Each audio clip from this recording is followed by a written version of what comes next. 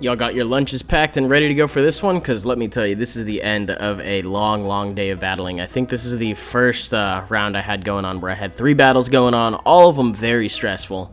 But you know what? I decided, you know what? I'm not going to mess around with that Rotom Wash lead anymore. He's led off with it twice. He's probably going to lead off with it a 3rd time because it's the only thing he has that resembles a lead.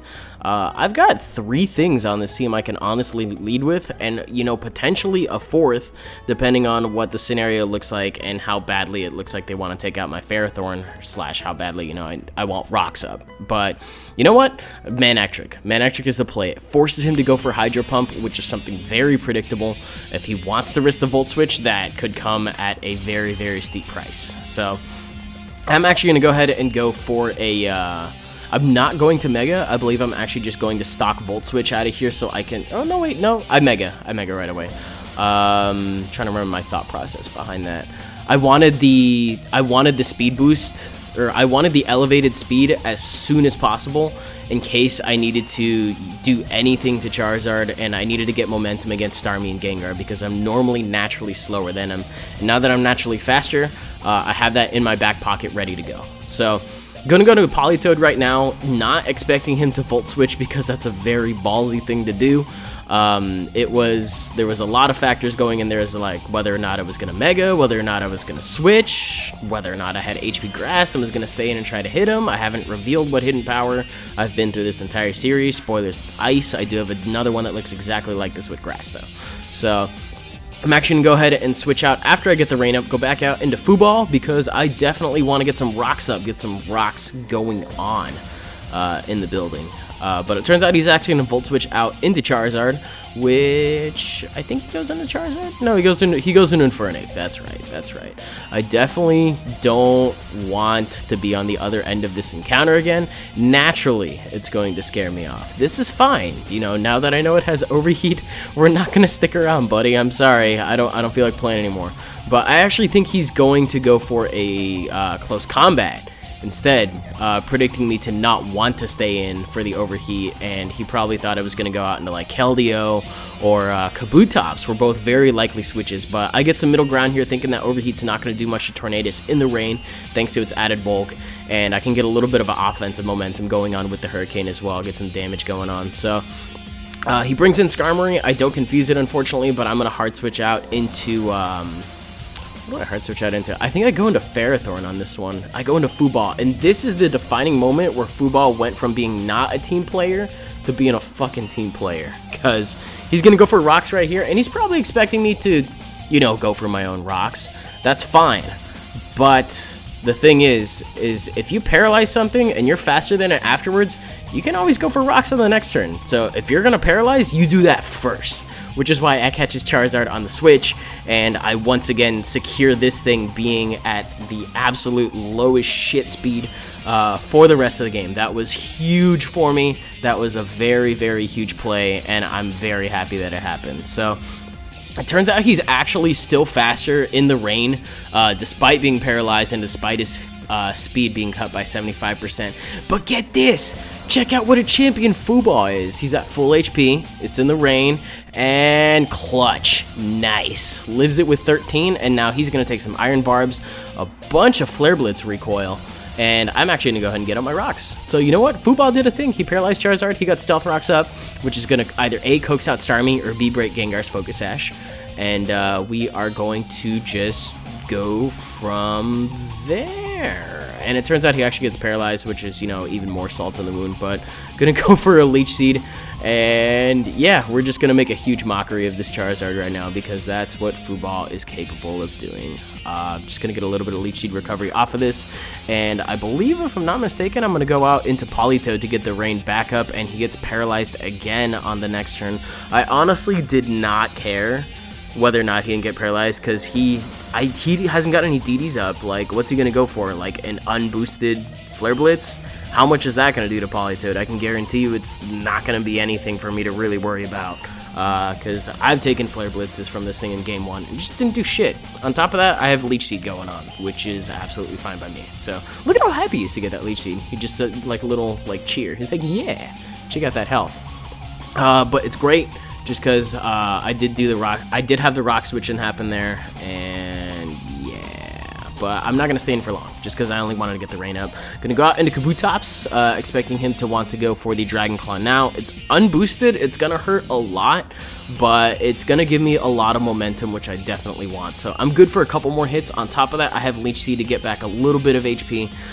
If I really wanted to feel frisky here, I could have Swords Dance, expecting him to get paralyzed, but I decided, you know what, we don't really need to risk that in here. That's just BM. That's some rude dude status right there. But I'm gonna go for Knocko Jet, knock him out. Skarmory's gonna come in, and I think after the Stealth Rock switch in, I'm feeling like I might be able to knock him out with the Stone Edge. I'm really hoping I can, at the very least. And I get so close. Kabutops, you were so close. But he actually Whirlwinds me out. And I think I'm actually capable of living another Stealth Rock switch in. I think if I'm at 18, as long as I'm at 19 HP or more, I'm actually able to switch in again, because I remember saving this thing for later. This thing definitely comes back in later. But he Whirlwinds me out into freaking Tornadus. And I'm like, okay, you want wind? I will definitely give you wind, because I am the windy thing, and that's what I do. So, Rotom's coming in. The Stealth Rock is funny because it actually procs a Citrus Berry, which means that my U-turn is going to do pure damage here, and he's not going to recover it off or anything like that. So he's only net at a little bit more HP that he was at. I'm really glad I was able to burn that berry for free.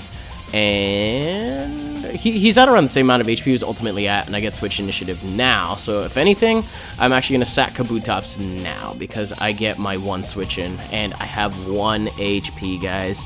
And I lose it all to the Hydro Pump. So scenarios where you can make them waste the Hydro Pump on 1 HP, you know, at the end of the day, that's what it's all about. That's wonderful. So into Keldeo we go. Damage calc tells me that a Secret Sword is going to be the best play here, just because it's the only thing that has a sure shot of knocking out Rotom without any kind of rolls going on.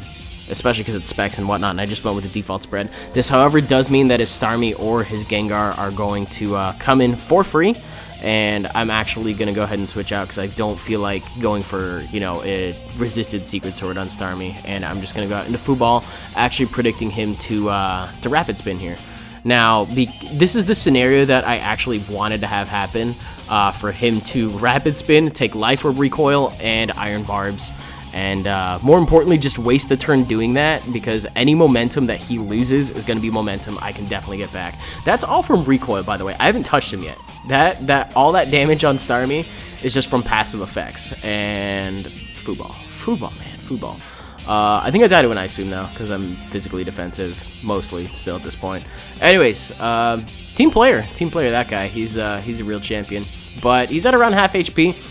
I'm actually going to go out into Manectric right now because, you know what, I Mega'd on turn 1, and we haven't seen him yet, but you know what, now that Charizard's gone, guess what I'm going to do minus the rain. I've got Volt Switch for this part, which is fine.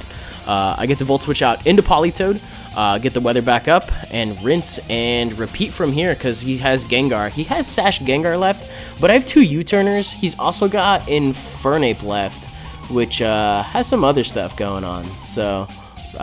like I said, I'm not concerned with it. I still have Politoed. I still have 2 things that outspeed him.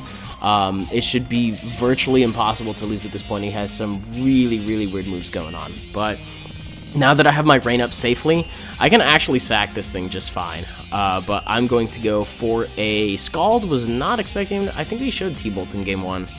But that's fine. That's fine, because this gives me a free switch. And now I have 7 turns to knock out 2 Pokemon.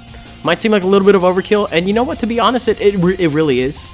I did not need these 7 turns, trust me. I'm going to go for a Volt Switch right now, because I'm pretty sure the Thunder is actually going to go ahead and proc his Focus Sash, because he's at full HP.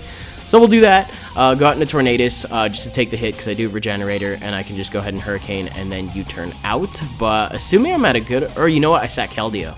I still have Keldeo left, wow. But that's all Keldeo is really going to be doing, taking a Sludge Bomb and taking a Thunderbolt, and then I can just go from there. So, the other indicator that he was Focus Sash, although we did not see Focus Sash, there was 2 ways I figured this out. The first one was in-game, where he's desperately trying to bring in Starmie before he actually brings in Gengar. That in a mid-game, you know, Focus Sash Gengar is just... If that's what his playstyle was hinting at. So, On top of that, when you save the battle videos, you can actually, you know, do rebattles, and you can just go ahead and, you know, bring something with Frisk and then just figure out the entire item set.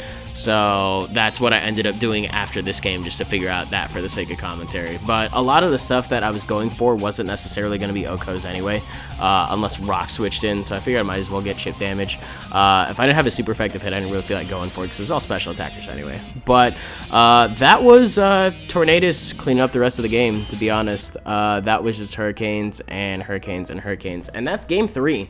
So that means I advance onto round 5 after this point, after a thrilling 3-game series. And that should do it for this video. So hope you guys enjoyed it. If you did, you can leave a like rating, comment, subscribe, and do your guys' thing. You know how it works. And as always, I will see you on the next one. Who is our next opponent? MIT. I think MIT is our opponent for the next couple of videos. So stay tuned for that. Later.